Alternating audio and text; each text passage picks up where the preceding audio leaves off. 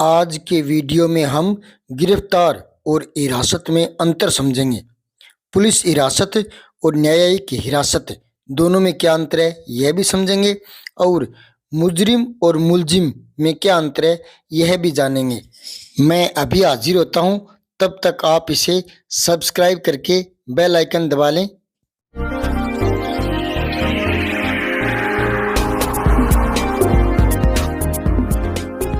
सारांश हिंदी क्लासेज हिंदी व्याकरण के लिए यूट्यूब पर सर्च करें। बिना परिभाषा रटे सरल उदाहरणों से हिंदी व्याकरण।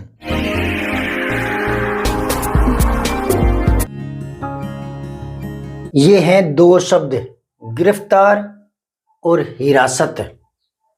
गिरफ्तार फारसी भाषा का शब्द है और हिरासत अरबी भाषा का शब्द है।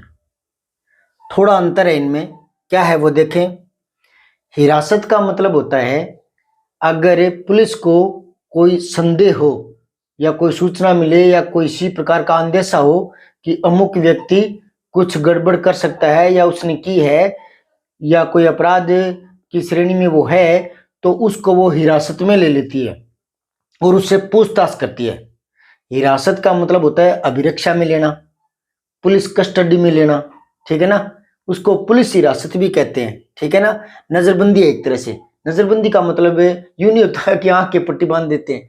नजरबंदी का मतलब होता है उससे किसी दूसरे आदमी को मिलने नहीं दिया जाता, बात नहीं करने देते। कारण उनको शक होता है कि अपराधी हो सकता है या अपराध इसने किया है, तो वो उसको हिरासत में ले लेंगे ताकि वो उस अपराध को मिटा ना सके, उसमें कोई फेरबदल ना कर सके। इसलिए वो उसको नजरबंद कर देती है ताकि वो अपने अपराध को छुपाने की कोशिश ना करे, ठीक है। तो वो होता है नजरबंद। अभिरक्षा में लेना या कस्टडी में लेना, ठीक है ना। यानी वो भाग ना सके और किसी से बात भी ना कर सके। एक तरह से अस्थायी रूप से उसको वो अपने पास रखते हैं। अस्थायी रूप से मतलब 24 घंटा तक वो हिरासत में रख सकती है। 24 घंटा के बाद उसे मजिस्ट्रेट के सामने पेश करना पड़ता है, ठीक है। अब मजिस्ट्रेट तय करता है, कोर्ट तय करती है कि उसे पुलिस कस्टडी में ही रखा जाए या न्यायिक हिरासत में ले लिया जाए। अगर मजिस्ट्रेट उसे पुलिस हिरासत में ही रखने का आदेश दे देती है तो उन्हें वहीं जो पुलिस में जो हवालात होती है, लॉकअप जिसको बोलते हैं, उसमें रखते हैं, हवालात में, ठीक है ना। अब अगर न्यायिक हिरासत में ले लेती है तो फिर वो जेल में रहता है। अब जेल में जब रहता है तब पुलिस उससे बातचीत नहीं कर सकती, उससे कुछ भी नहीं पूछ सकती। अगर पुलिस को उससे पूछना है तो कोर्ट से इजाजत लेनी पड़ती है।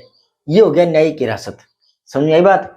न्यायिक हिरासत में वो जेल में रहता है, उससे पुलिस पूछताछ नहीं कर सकती। करना है तो कोर्ट से आदेश लेकर करना पड़ेगा। हाँ, जो पुलिस हिरासत है उसमें पुलिस उससे पूछताछ कर सकती है, उसका रिमांड मांग सकती है न्यायालय के द्वारा 2 दिन का, 5 दिन का।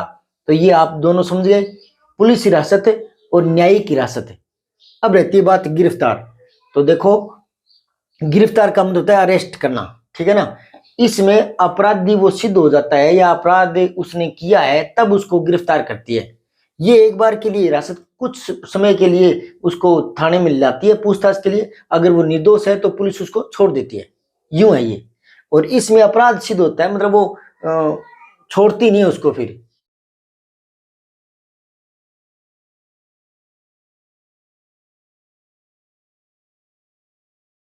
हिरासत का मतलब हो गया वो उसको पूछताछ के लिए रखती है कुछ समय के लिए, और वो पुलिस उसको पता लगे कि ना इसका ज्यादा दोष है नहीं और वो निर्दोष है, तो उसको पूछताछ के बाद खुद ही छोड़ देती है। उसमें न्यायालय का कोई रोल नहीं होता हिरासत में, और यहाँ न्यायालय का रोल होता है। समझ आई बात है।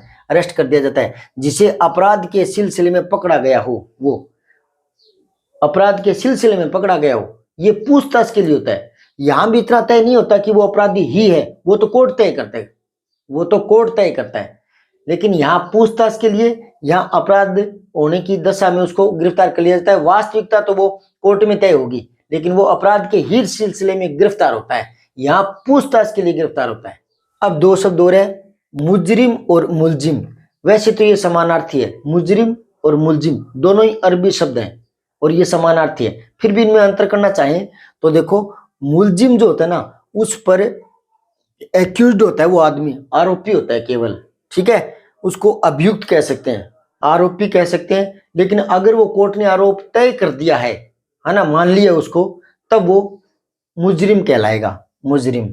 ठीक है, अपराधी कोर्ट द्वारा अपराध को सिद्ध कर दिए जाने के बाद में वो मुजरिम कहलाता है।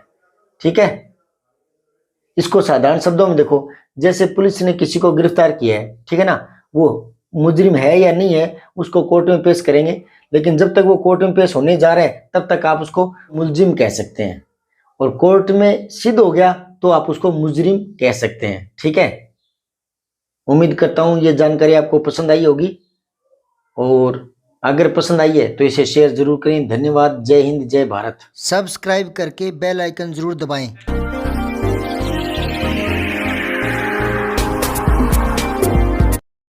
जय हिंद, विजय हिंदी।